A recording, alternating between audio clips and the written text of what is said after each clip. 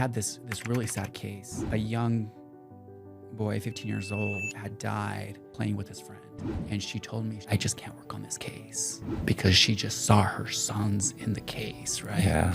It took me dying to figure out I needed to live and not try to put all my happiness in the next vacation or the next girlfriend or the next drug. That's where I thought my happiness was at that time. One of the things that I love to do as an attorney, I love to talk to my clients. I love to get them on the phone, love to have them in person and talk to them and get to know them and find out their stories. Getting people in alignment is the long game. Getting people that are qualified on paper is the short game. And most people that are in business of any kind, you're in it for the long game. Welcome to Covenant of Justice. I'm Isaiah Jerez. Today we have Vinny Tolman. He's a life coach. He has had amazing experiences throughout his life. He's been a great benefit to myself and to my family. Today he's going to share with us his experience and how his experience has helped influence lives of many other people, including CEOs and law firms. It's great to be here. Thank you for having me, Isaiah. I love sharing my story. I love sharing everyone else's story too. Vinny, I'm so excited to talk to you. I've known you for several years, and it seems like every time that I have an opportunity to really get in a conversation with you, I leave with a clear vision of the universe and just so inspired to make a difference. Thank you. Thanks for having me. I'm excited to be here. Yeah, thanks. And you have a story that you literally have to die to share. Yep. And it's amazing because you've now told your story to the world. Yep. And for me, I have a different kind of story. I was a very violent kid. I was a thief. I stole from people. And at some point I realized, okay, I've got to tell my children this because it's going to be something that they're going to find out on their own. And instead of them finding it out on their own, I wanted to tell them. And so I kind of try to figure out, how am I going to tell them this story of who I was? And as I started to explore ways to do it, I started to find out, like, hey, it's a story that can benefit other people. It's a story that can inspire other people as well. And so now that I've, not only shared it with my kids, but then shared it with other people, it just gets much easier and easier to tell. But you took quite a number of years to tell your story, right? Yeah, in book, yeah, it took me a few years to share it in a book, but I was sharing it verbally for about 10 years before I started to share it in a book. Yeah. Here and there with certain people, right? Yeah, with small groups, once in a while a small church group or a small congregation here and there with different churches. But yeah, it was definitely more of a quaint thing, not really blasting it out to the whole world to know about it yet. And still not a lot of details. The story that you were telling people didn't go into depth as to you. I would kind of give the detail that I was being guided they were okay hearing. And that's about the detail I'd give them. Yeah. But then when you came out with your book, it was in depth.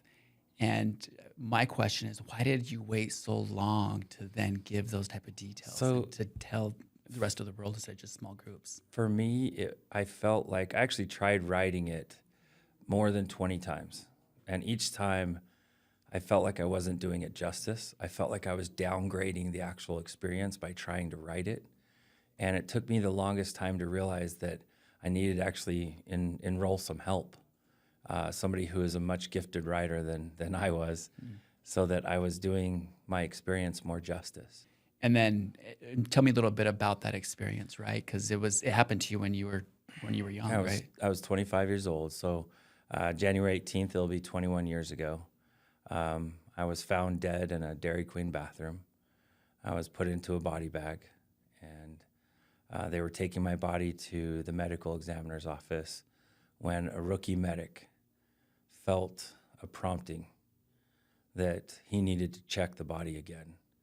And he opened this body bag. He felt the dead, cold body, but he felt some type of electrical shock. And to him, that was enough of a sign of life.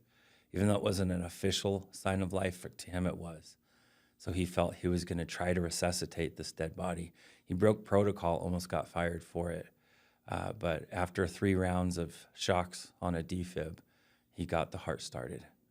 And that's where my story starts, and also where my experience begins. Is I was aware of all of it. I was watching it all happen.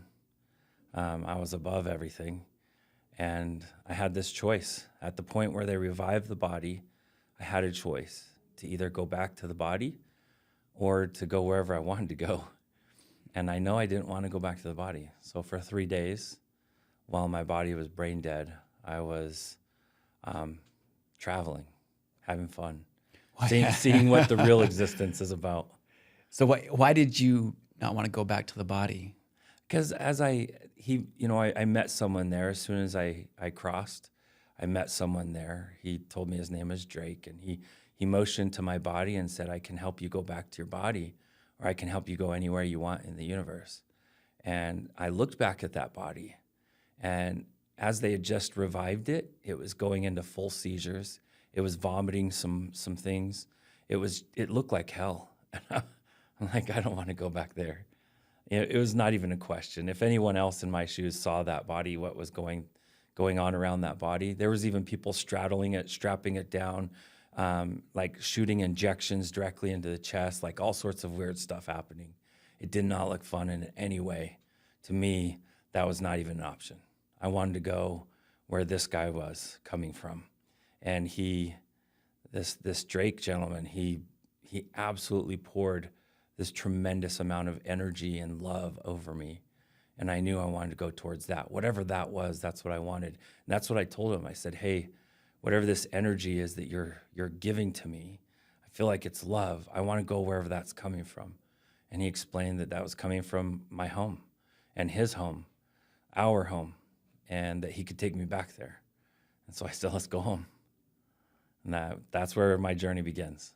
Towards the end of that journey, you then end up making the decision to come back into that hell that you envisioned. Still not a decision. I was kind of like forced back. But while I was in that space, my birth brother, was saying a special prayer over my body in the hospital. And he had just been given a bunch of pamphlets for palliative care, which that's like hospital care or long-term care for someone that's in a coma or a vegetable state. And it really struck him that things weren't changing, things were not looking good for the body. So he decided to really call on God and pray with all of his heart that I would come back. And at that point where I started to hear the actual prayer he was giving to my body, as if he was saying it right in my ear. And by the end of it, I was forced back into my body. It wasn't my choice. So you felt like you came back. I was forced back. Forced back, but for a reason. Absolutely. And I was extremely suicidal for months afterwards. I just wanted to go back. I wanted to go back so bad. It's almost like being raised with handcuffs on in solitary confinement, never seeing the sun. And all of a sudden, one day, someone walks up. They unlock your cage. They take your handcuffs off. They let you out and be free to see life and to see beauty. And now all of a sudden you're forced back in that cage. That's what it felt like.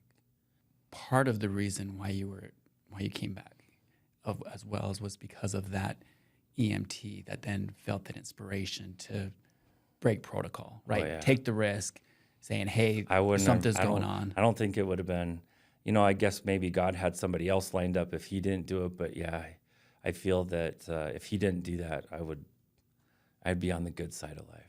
Yeah. So him, recognizing what difference he ended up making in the life of your family, right? Because for you to pass was one thing, but then for your family to pass would have been... For my brother, for my sisters, for my mom especially, it was a big deal, that he was able to break protocol. And I actually ended up meeting with him a few months after, actually only a few weeks after, and found that he was on suspension. They were really going after him, that he wasn't going to be able to get his license as a medic. And so he had just tested to be a fireman and had passed. So he had done a lateral switch over to fire. And that was a good move for him. He feels like what happened with me was kind of God nudging him over towards fire, and that was his true path. So it kind of worked for both of us that way. Yeah, and my question is, because for me, there's some people in my life that have been very integral, you know, whether or not it was my criminal attorney or whether or not it was a certain coach that I had growing up. But for that EMT that broke protocol, put his job on the line, put his career on the line to bring you back, have you looked back at him as an example or as an inspiration in your life? Absolutely. I've had many times since the experience now where my own intuition has told me to do something that makes no sense and could be to my own demise even. And I followed it, and sure enough, great things have happened every single time. Talking a little bit about that, a lot of my skills, I think, as an attorney or as a litigator, right? I can get down on the mat with the insurance companies, with opposing counsel, and fight with them. Like, I just love fighting and love that type of exchange with insurance companies or attorneys, because I know that if I have the truth, that's all I need. And they can throw whatever they want at me. And if I just focus on the truth, that's going to be good. But I've taken a shift over the past year, and now I've taken kind of a more managerial position in trying to grow my business and to help more people. And I think you kind of done that shift too, because I mean, you were an amazing salesman. My wife and I would go and try to find you to buy product. Yeah. And we would be waiting, and there'd be other salesmen that would come up and they would say, hey, can we help you? And we're like, oh, no, waiting for Vinny. And they're like, oh, you're gonna be waiting for a while. And we're like, yeah, we know. Like, we had no problem waiting to work with you. And you were an amazing salesman. And now you left that career. I did. I left sales completely, yeah. And you have 2 kids and a wife. Yep. And your wife's a stay-at-home mom, yeah. But you put that on I guess, kind of like the EMT, right? Breaking protocol. Yep. To then follow. Same thing as prompted. I started doing life coaching about 4 years ago, and I was moonlighting as a life coach. And I got to a point where I was booked out like 6 months in advance. Start out with 2 months in advance, then 6 months in advance. And I started opening up more time slots, and it got to a point where it made total sense to step away from the sales career. Yeah. When was it that you stepped away 100% from the sales career and went all in, right? Saying, okay, I'm doing this. Officially on paper, it happened July 1st of last year. But really it happened about a year ago now. Yeah, so it's right at about a year ago. I wasn't able to officially do it until July 1st with paperwork and everything, but yeah. But I started going full-time as of January. Yeah, and being able to focus full-time on just the life coaching, what has that meant for you personally and for your peace of mind? It's been really, really neat, because most of my clients aren't people that would necessarily think they need a life coach. Because most people are like, life coach, what do you need a life coach for? But really what I am is a solutions expert. I'm really good at finding solutions for everything. And it's not me getting the solution and delivering it. It's me teaching people how to find their own solutions. So to me, the ideal situation would be me to coach for a while, and then that person doesn't need that level of coaching anymore. They either want to graduate to a higher level of coaching, or they handle all the things they need to handle with all the tools that we've given them over the period of coaching. So yeah, that's my ideal target, is to teach people to do what I'm doing, whether they're a client or someone else that's going to be a coach. I struggled for a couple of years trying to figure out how I was going to handle my firm. Was I going to stay small and kind of just focus on just a few clients, or was I going to kind of scale up? And it was just this constant back and forth and nagging in my mind, like, what am I going to do? And I really couldn't sleep. And then it came to the point of, okay, for whatever reason, I felt the Lord had put certain tools, certain people in my life to then say, you got to take the step, you got to take the risk, you got to do it. And when I did that, life wasn't easier, right? No. Now I'm like It's dealing more with complicated. It's right? much more complicated. But now I don't worry about it anymore. Yeah. I don't second guess it, right? My wife and I have taken all our savings, everything we have, and put it all on the table and say, okay, this is what you want us to do. We're doing it, and we'll see how it goes. And so I guess as a life coach, you would have come in and accelerated that process for me to not be like 2 years. Well, the biggest problem people have is they don't actually know what they want. They don't. They think they know what they want. They don't know what they want. So you need to help them clarify the message, clarify the momentum, build a trajectory towards that momentum. And no matter how long it takes, it doesn't matter, because as long as they keep trying, they will eventually achieve that goal, as long as they don't give up. Yeah. So it's just a matter of finding the direction, aiming, and pulling the trigger, getting out of your own way. So can we walk through this? Yeah. As get a little taste of what it is like to get coached by Vinny. Yeah. Okay, great. So took this journey, Number right? one thing, it's crazy. Just so you know, number one thing, it's crazy. Okay, you got to accept everybody crazy. says like, this is crazy, but it's awesome. So Okay. So crazy good, right? crazy good. Okay. Always crazy good. So my wife and I have taken this direction, right? And there's always a ton of options, but now what I'm trying to find out is how to maintain the momentum, how to keep going. I felt maybe a little bit like you did, where you were forced back into your body. I felt forced into growing because that's what, for whatever reason, is in front of me. Mm-hmm. And now I'm at the position where it's tiring, right? Dealing with all of the decision making that's associated with it can be very taxing. And so a lot of what I'm trying to find out right now is the why. Like I can see, I guess, kind of the eternal why. Like I'm led there because for whatever reason in the future, it's going to benefit my family. I think that in a large part, that is kind of maybe the central focus, is when my children get older, they're going to have resources, they're going to have connections to then explore the world or do whatever they want to benefit the world, and hopefully my grandchildren as well. But as far as for what it means for my wife and I right now, finding that why has been difficult. That's the hard part. And there's a few different whys too. There's a long why of what's the momentum, what's the motivation long term. And then there's the short term why of why am I doing it today? And those are different. They're both different motivations. And you need to have a clear grasp of both. Because if you lose one of them, you'll lose your momentum. You have to have a firm hold of both.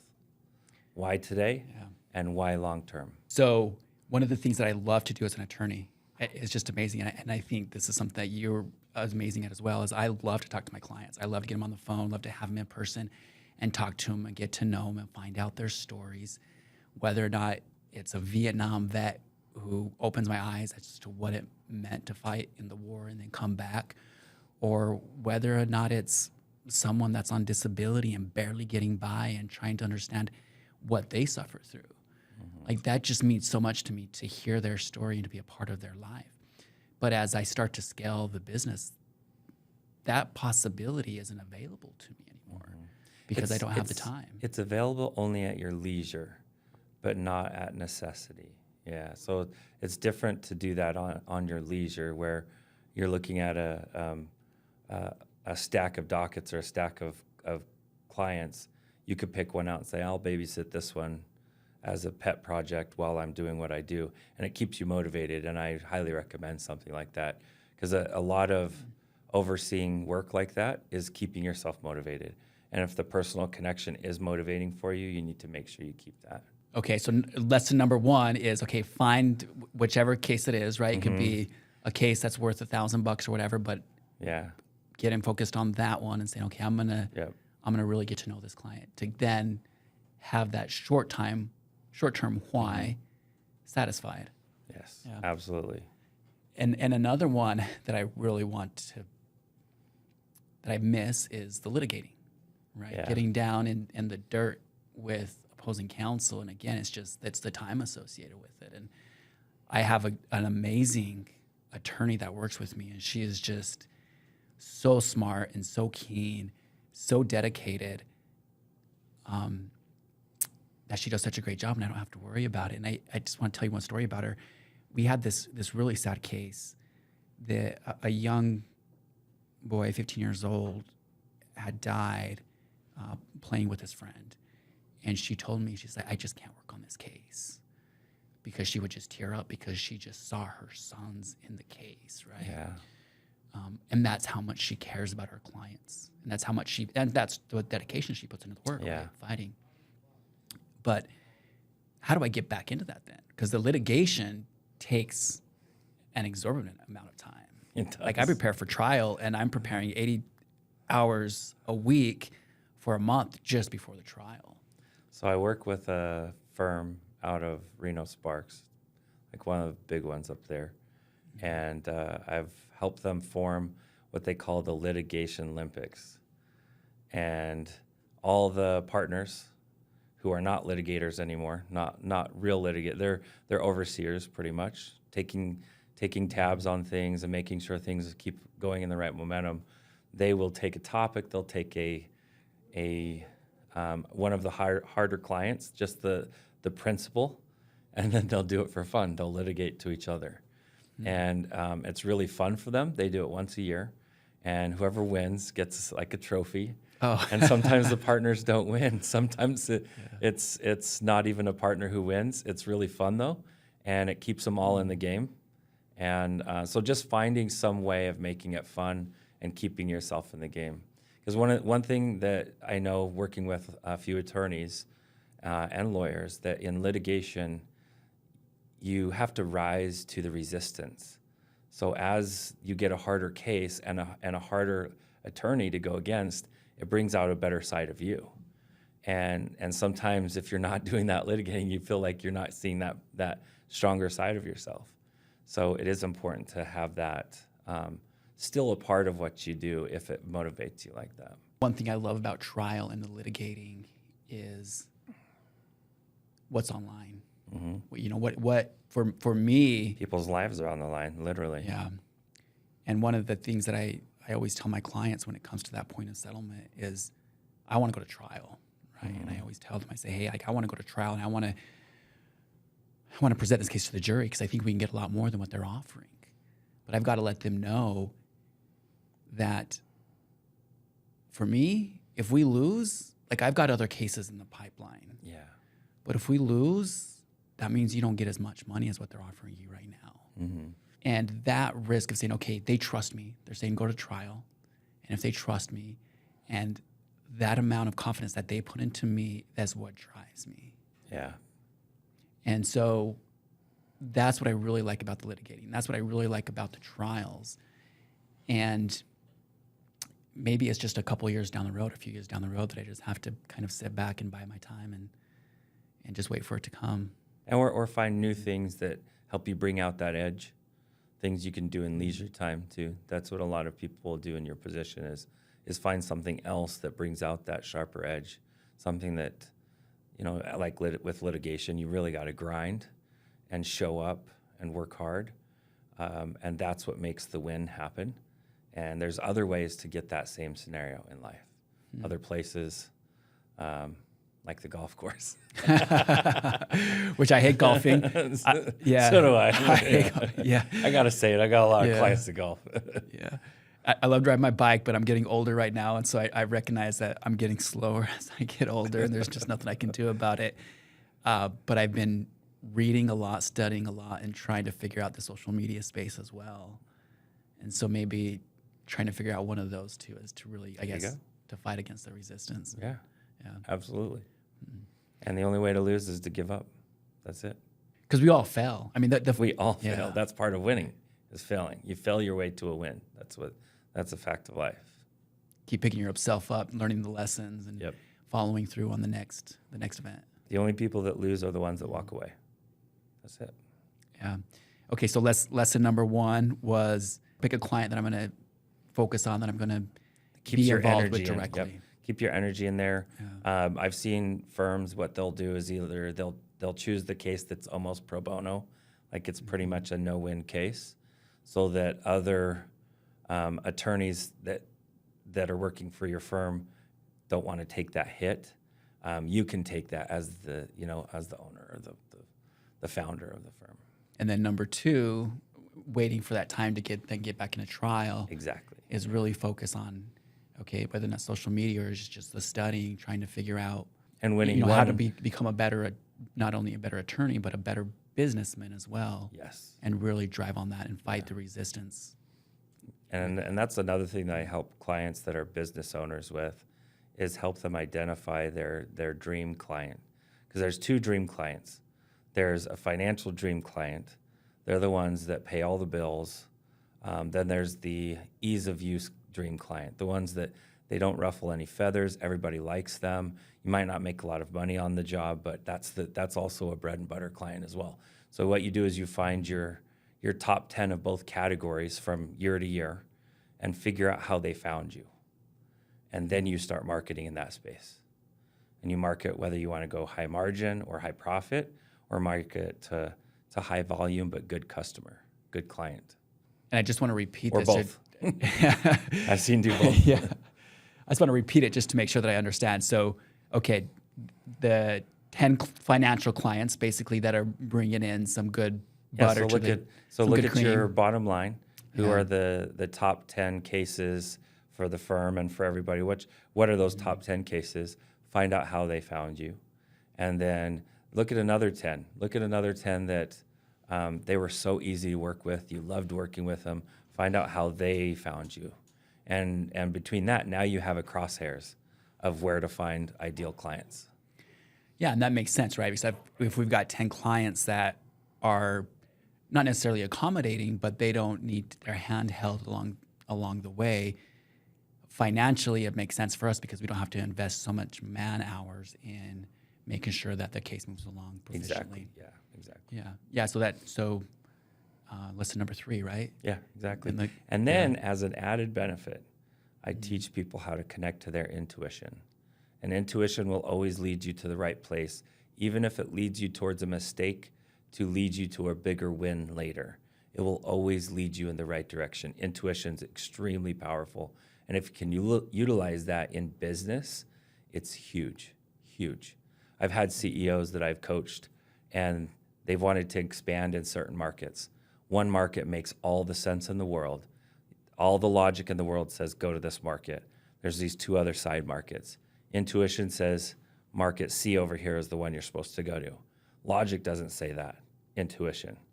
Well, this particular CEO, he was learning to follow that intuition and the power of it.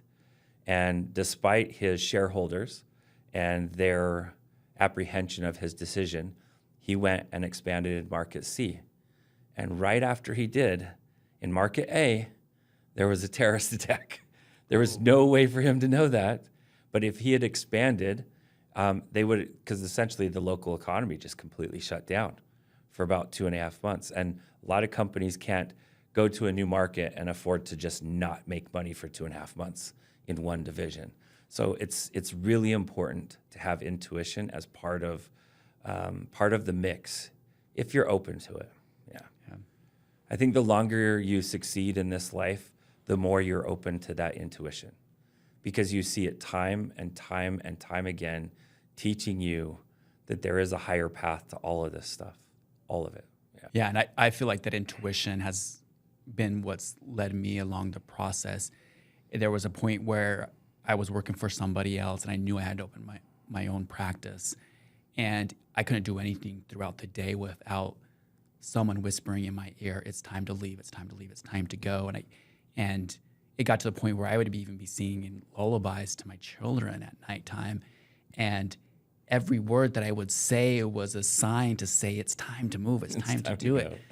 And so I quit. I told my wife I was going to quit in April of 2020, and I quit in November of 2019. And we know what happened in March of 2020, right? Yeah. There's no way if I had still been at that prior firm that I would have quit in April 2020. No, you would have had to stay and write it out. Yeah. You followed that early nudge. I remember even, I think it was about 1.5, 2 years ago, we were talking and you felt a nudge that you were supposed to step back away from personally litigating as much. And at that point, you really had 2 decisions, right? To follow that intuition or to fight it. That's the only 2 options. To fight the intuition. And here's the funny thing, is if you're an intuitive guy, to fight it is only to lose a battle. Eventually that intuition is going to bother you enough that you'll do it. So you followed it. And and it'll continue to benefit you as you follow that intuition. Yeah, and there's a lot of question like, okay, is this my intuition that's indicating that it's good, or is this an indication saying no, don't do it? And so how do you address that? And maybe if I can be a little bit more specific about what we're currently going through right now with growth, is our question is, okay, I have a small practice in Utah, just because I'm from there and I have family there and we can help them there. But yet for us, our life is here in Nevada. Mm-hmm. My connections are here in Nevada, and I know Nevada law, and I know how to navigate the court procedures much more easily here. Yeah. And so now the question is, okay, do we go into Utah? And if we do go into Utah, what does that look like? Do we go buy a firm, or do we go into Utah and try to partner up with someone who's already there? Or is it a matter of, okay, third option is let's just go hire a young associate there who we can then support, and that young associate can then grow into somebody or grow into that attorney that can then have his own book of business or her own book of business, and we'll be supporting, and then hopefully in the future that will create a great relationship with them. And if you do the third option with a new attorney and give them the motivation of becoming partner of that branch as they grow into it, then you have somebody that you can leave alone. They're motivated. They're going to babysit their own stuff, and they will grow that branch of the firm by themselves. And that's what you want. I feel that option is probably your best option. And here's the problem going in and buying a firm. You now have to comply your character, your nature, your flavor of a business to that flavor. And if they're two very different flavors, that's hard to do. Usually when that happens, you end up taking away one of the identities. You know what I'm saying? So there's going and co-oping or purchasing a firm is a different way to do it, because you're taking two cultures and trying to make it one. Yeah, and in hiring, that's what we've always tried to focus on is, okay, maybe they don't necessarily have the experience that we want, but they align with our core principles. Exactly. And that's going to be more important to us. And getting people in alignment is the long game. Getting people that are qualified on paper is the short game. And most people that are in this, in business of any kind, you're in it for the long game. You're not in it for the short game. I'm going to go back to the three options. Okay, so number one's clearly out, right? Don't go in and buy right a firm. Off the bat, right? So the second one, whether or not we go in and we just partner with someone who's already there, right? And so, like someone who has a year of experience, already has all the connections, already has the knowledge of how to operate there, and can just hit the ground running. Yep. And that would be a great option too, as long as there was somebody who met your culture, met your energy of business. Yeah. And so if that's the case, but yet we have the other option of going and finding a young associate, how do you decide then between the two? So what I do is I teach people how to do what's called body testing. And body testing, our subconscious already knows the right answer to those two options. And so it's just a matter of tapping into what psychology calls the subconscious, what I also call the soul, is tapping into the soul. And the soul will know the right option, right? It'll be easy. Yeah. So I teach people muscle testing. There's so many different ways to muscle test. And then additional to that, anybody who's spiritual, I ask them to meditate on it or pray on it. So, and this is the way you pray on it or meditate on it, is you make a plan of action and you say, this is my plan of action. And then you meditate or pray on it. And what's really great is when it's the right plan of action, it just feels good. But when it's not, it doesn't sit right inside you. And so I need to change that plan of action. Which is interesting, something about prayer, right, is that we don't only sit on our knees and ask, right? We've got to be out. We got to have boots on the ground and moving in the direction that we're asking to make for. the plan, yeah. Too many people say, God, give me the solution, when the solution's right at their toes. All they have to do is look down and pick it up. And then look at another solution, reach down, pick it up, and then ask God, which one's the right one? Still not the right way. You have to say, well, I think it's this one. God, I'm going to do this one. And then it'll feel good, or it just won't feel good. Yeah. So maybe what we've got to do is create a plan of action for both of them. Start moving in the Take direction. a primary plan of action. Yeah. So do a primary plan of action and secondary plan of action. Plan with the primary, organize with the primary until it's distinguished primary plan of action or secondary. Yeah. And then whichever one is eventually, as we pray upon it, then we'll find that guidance. Yeah, and if it's a partner firm, then you would have all the partners do it. Yeah. And any business that has multiple owners, you want to get all the owners involved because there's a certain energy of ownership that when someone owns, they have a certain ministry over the business or a certain stewardship over that business. And so it's important not just to have one owner, but all the owners in on the deal.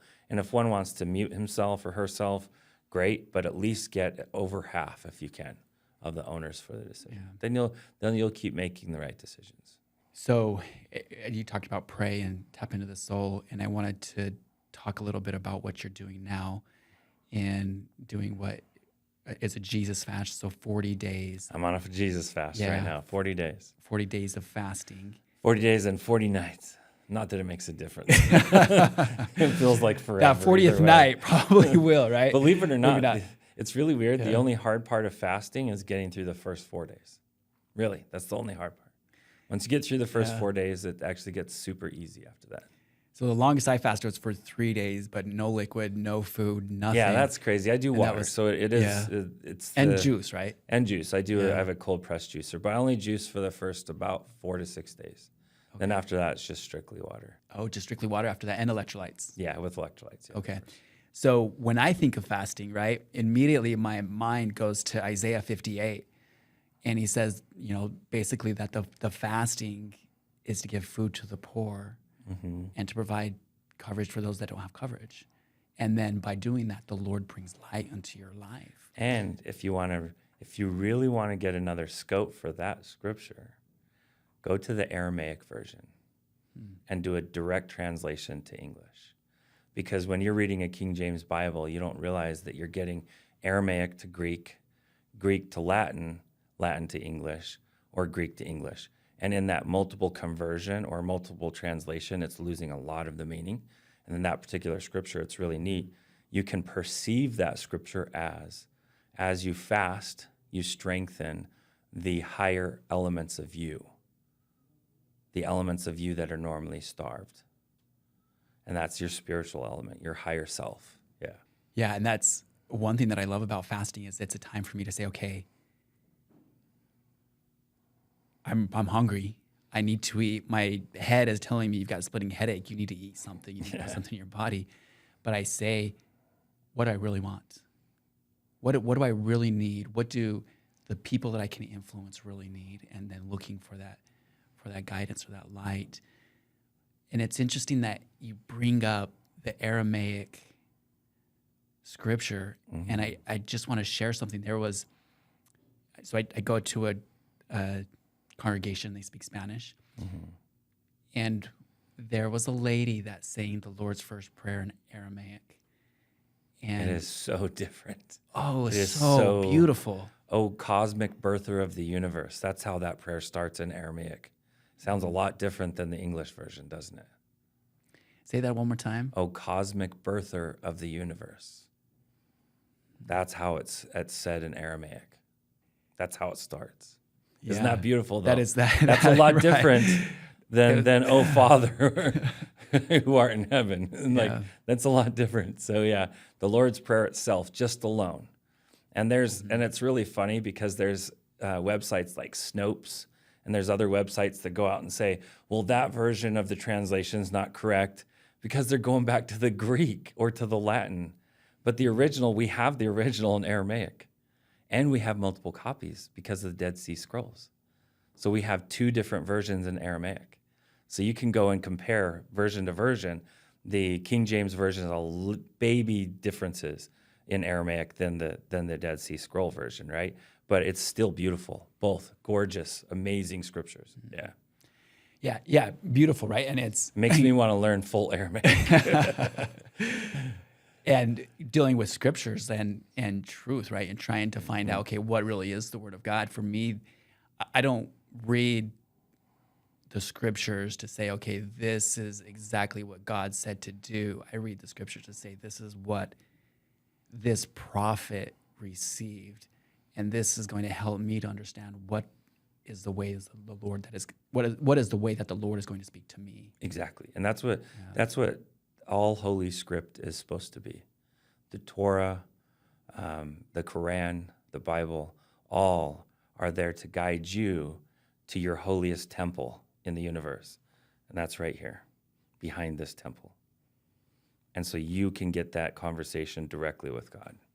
That's what all scripture is for, is to build the connection, just like dialing you into your Wi-Fi, dialing you into your spiritual Wi-Fi so you can get your connection and get your own communication.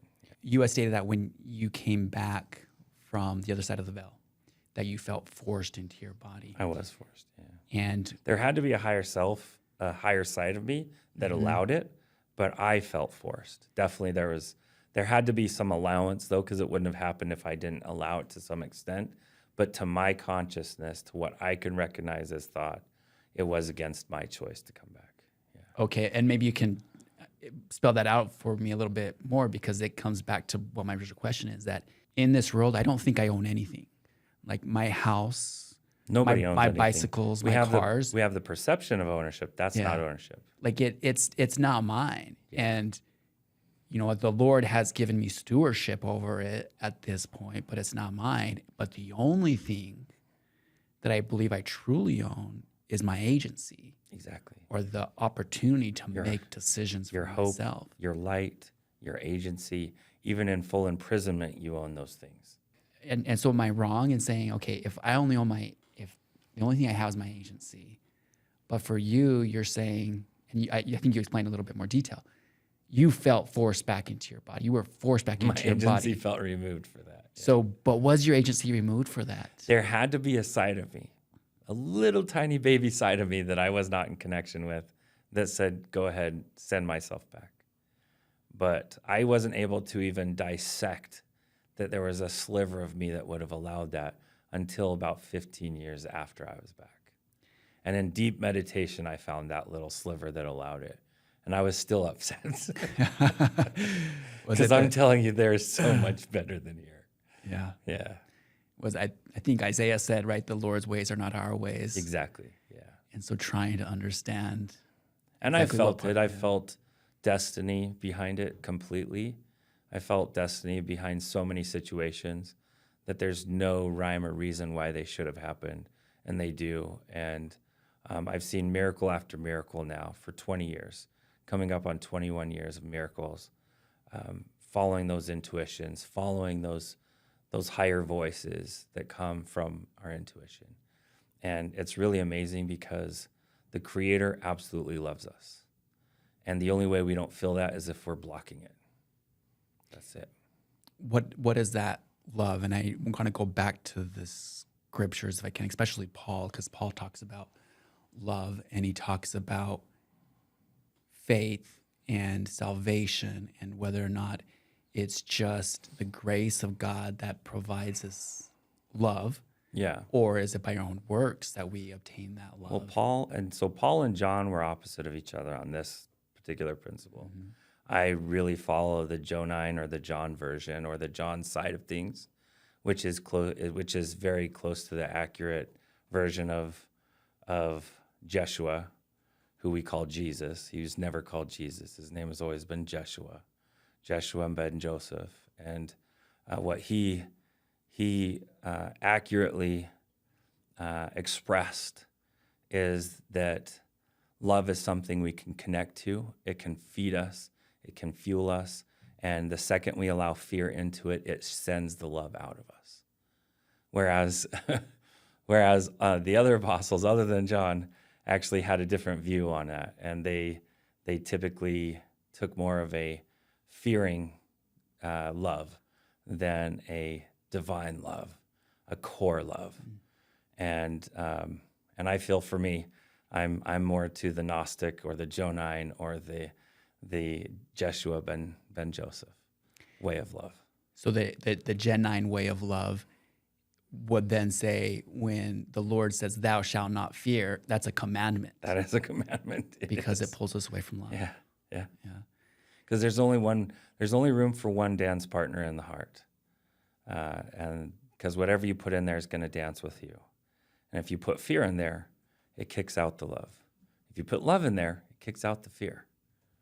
So getting back to you being a life coach, and kind of talk about some of the qualifications that someone's looking for a life coach. They want to know, who do I hire? Who do I go to? What kind of qualifications am I looking for? What are the qualifications that you provide, and specifically with your near-death experience that you obtained? How is that valuable in the life coaching that you do? So for me, it's more about just results. I work strictly off of word of mouth. That's it. And if somebody gets a result and they like it, they tell their friends. And so that's all I've ever worked off of is strictly that. I do have some qualifications, but when someone starts their first session with me and they ask me, "So what are your qualifications?"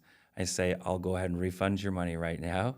That's not my game." I've only ran into that one time. 100%, not 100%, most of the time, about 95% of the time when a client is sitting in front of me and they're new, they have no idea why they did it. They felt intuition tell them to do it.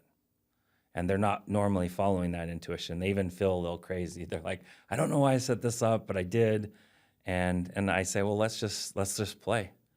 Let's go into your energy and my energy. Let's play. Let's see what shows up." And it's beautiful when you can set up an environment like that. And to me, though, I do have some qualifications with some different modalities, with trauma release, with shadow work, and actually helping people dive into the lowest, darkest part of their soul and just bring some light in there and allow some healing and releasing the trauma that they picked up when they were 3 or 5 or 7 or 11. We all have these trauma points in our life. And what we don't realize is one of the reasons why we're so afraid of getting in this situation one day, and we let that fear motivate us left, right, and center. We didn't realize it was something when we were 5 years old that we witnessed, and it's still motivating us.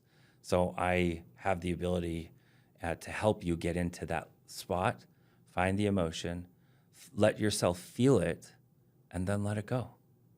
And it's absolutely amazing. I've seen people with carpal tunnel syndrome have it for 14 years. 20-minute session, it's gone forever. Gone.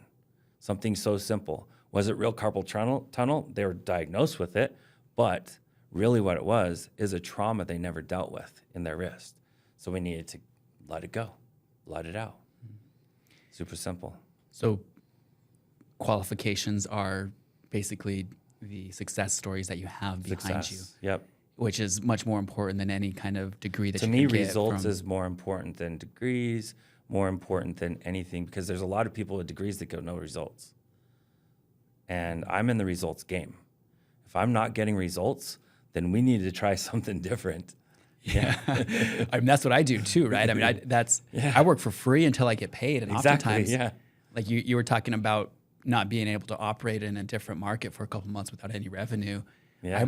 I operate for about 18 months without getting any money. Yeah. And that's a long time to feed the family. That's a long time to make sure that my team members have the money that they need. Yeah, because they all have bills that you're helping them pay until the case gets closed, right? Yeah, so those having results-driven business, I think, is that symbiotic relationship is what is so important. Yeah, absolutely. And before, when I worked for the insurance companies, it wasn't symbiotic. It was just a matter of I was taking from the insurance companies because they didn't care, right? I was just fighting. I was just delaying their payment. That's all they need anyways. But one more other question is with regards to the near-death experience. How has that helped you in life coaching? Oh, I wouldn't be a life coach without that. I know for a fact I wouldn't be. I was, I was probably by the world standards a lot more successful when I died than I am now. Back then I was a movie producer. I worked in TV. I thought I was some big deal as a 25-year-old amateur bodybuilder. And so by the world standards, I was full of this success. And that's where I was when I died. And it took me dying to wake up. It took me dying to figure out I needed to live. I need to truly live and not try to put all my happiness in the next vacation or the next girlfriend or the next drug or the next party binge. That's where I thought my happiness was at that time. And it's interesting, I had woken up about 9 months before I died and started to clean up my life. I got sober and I started taking this new path. And it was a supplement that I took that actually did it. I aspirated. I got sick, passed out, and aspirated while laying on my back. And that's what ended up killing me. But it's interesting, that kind of God's humor on that finally I'm cleaning up my life, and God's like, hey, I'm going to give you an accelerated path on cleaning that life up. And sure enough, since that's happened, I'm a completely different person. You recognizing trying to get on that clean path, and then getting there and dying and seeing that there was needed to be a shift or a turning point in your life. Yes, because I was cleaning up. I was cleaning up the physiological life, but I wasn't cleaning up the energetic life. I wasn't cleaning up the spiritual aspect of my life, and that's what I started to do after I came back. I see bipolar schizophrenia. It's almost a disease that, for me, maybe what was foreseen in the Bible as this great plague that affects our society today. And it's so sad to see that oftentimes what really sets people off on these episodes where then they're uncontrollable and they're just hallucinating is trauma. Right? There's something traumatic that happens in their life that they just can't. Trauma and crossing that with dopamine hits. And if you can get a little bit of dopamine all day long, it makes you addicted to that dopamine. And guess what? Every single app on your phone is designed and engineered to give you dopamine every few seconds. So there's a reason why schizophrenia, bipolar disorder is getting out of control. It's not happening in other countries that have certain restrictions on their cell phones. I don't necessarily agree with putting the restrictions on from the government, but guess what? In those countries where they have those restrictions, they don't have these disorders. It's the dopamine crossed over with the fact that we're not built to stare at a little tablet or a little screen all day. We're just not built to do that. We're built to live. We're built to be aware of our intuition. Our forefathers didn't have cell phones. They didn't have Google. When they needed to find where to dig a well, they had like 7 different ways to figure out where to dig a well. Including just having a stick and trying to... And they could water search, or water find, whatever. But they had all these ways. Now, if you were to ask someone, hey, we need to dig a well, everyone's going to stare at their screen like, they're going to Google, how do you dig a well? Like, and what happens if we ever lose Google, if we ever lose the internet? What's going to happen there? Or when we do. And when we do, likely when we do. If you follow any society, look at what's happening right before they fall. It looks just like America. I've got 5 kids at home, a couple teenagers, one more that's blooming into be another teenager, and devices, TV, all that is a big struggle at our home. And we've really tried to set a focus on, at nighttime, we're reading. Like, we are not on our phone, but we actually have a bunch of books in the house, and the kids are reading different books. That's awesome. But it's a struggle. And it's a battle. I'll bet it's a battle. And we fail. And we fail at it, right? But the fact that you're trying means that you're winning, though. Because how many families are or how many houses are not trying even? I've seen families that as soon as they get home, they just hand out devices to all the kids. And it's like what I see when I see a parent walk in a house and start handing out devices. I see a parent that says, I don't have space to love or give you attention. Here, this device will do it for now. That's what I see when I watch that happen. It's not even that the parent is trying to make that decision, but out of frustration, out of not having their own capacity, they're doing it. And it is really sad because there's so much to that personal connection, to the energy of looking at someone, talking to them. Yeah. That's a big deal. Go to a restaurant today and you will see a bunch of people staring at their phone, texting each other at that same table. It's crazy. We're losing how to be a human. Just go watch Wall-E. That's the future of our society. We failed this week, right? I mean, we tried to make a New Year's resolution, and then this week, of course, we fell.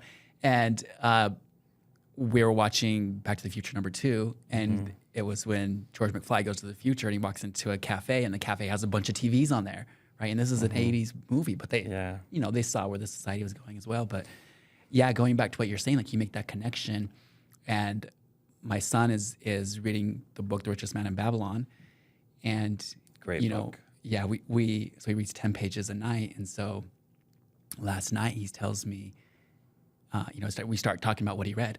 And he just goes off script and says, I'm taking economics and art in school, and I don't know why they require us to take both of them. Like, it's great. Like, nothing about the book, just him telling me about his life, and that's what I want. That is what More you than want. anything, that's what I want, just to be a part of his life. And kudos to you that you weren't staring at a screen so you could hear it. Serious. Yeah. How many dads would have been checking to see who was texting them or updating their own social media? So kudos to you for receiving that message. That's awesome. Yeah. Yeah, thank you for sharing that. And Vinny, I really appreciate you taking the time to come down. And thanks for having me here. Yeah, I wish you a bunch of success in your endeavors. Thank you. You too. Because I know you're going to help people, and that's the most important. And I know you are too. Yeah, thank you. So, Vinny, how can we find you? So I've got a nonprofit. It's called Living God's Light. I run everything through the nonprofit. So livinggodslight.com. That's my website. And of course, my book's on Amazon. So if you look up Vinny Tolman on Amazon, it's on Amazon. Okay, so livinggodslight.com and search Vinny Tolman on Amazon. Or you can go through Living God's Light. You can actually go to Amazon from there too. There's links there for you. Yeah, I have a link tree. And great book. I think we owe 4 or 5 of the books that are floating around the house. Awesome. Love it. Yeah, we love them. So, yeah, thank you. Thank you. Thanks for having me.